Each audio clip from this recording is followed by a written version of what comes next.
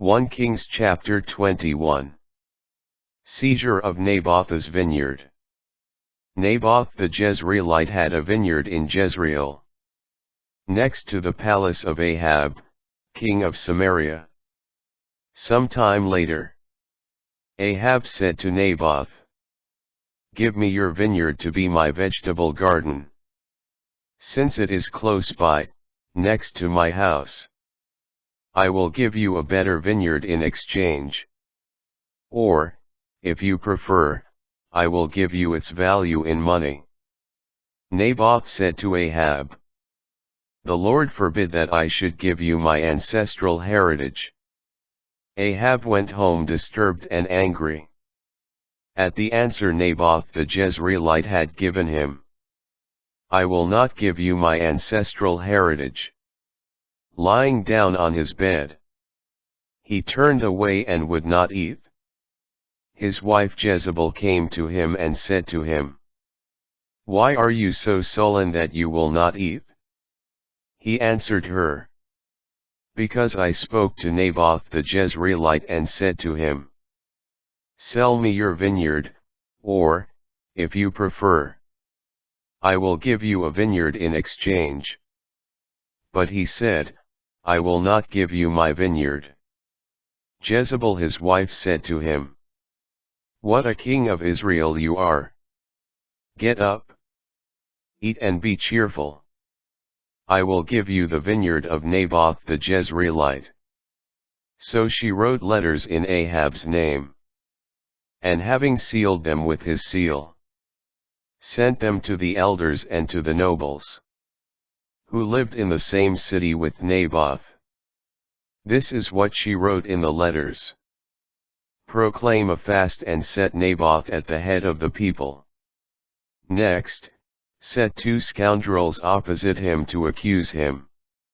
You have cursed God and king.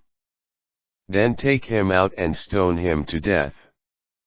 His fellow citizens the elders and the nobles who dwelt in his city did as Jezebel had ordered in the letters she sent them. They proclaimed a fast and set Naboth at the head of the people. 2 scoundrels came in and sat opposite Naboth, and the scoundrels accused him in the presence of the people. "Naboth has cursed God and king." And they led him out of the city and stoned him to death. Then they sent word to Jezebel, "Naboth has been stoned to death." When Jezebel learned that Naboth had been stoned to death, she said to Ahab, "Go, take possession of the vineyard of Naboth the Jezreelite which he refused to sell you, because Naboth is not alive, but dead."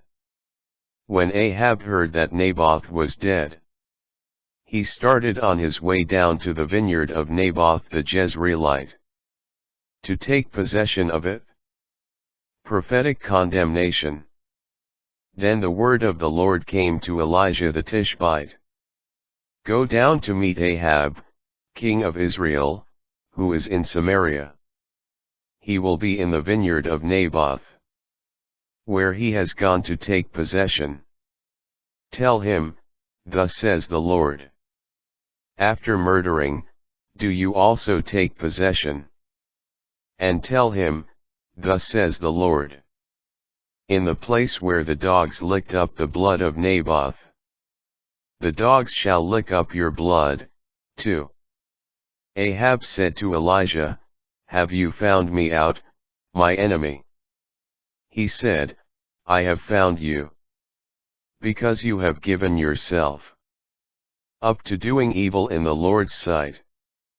I am bringing evil upon you, I will consume you, and will cut off every male belonging to Ahab, whether bond or free, in Israel.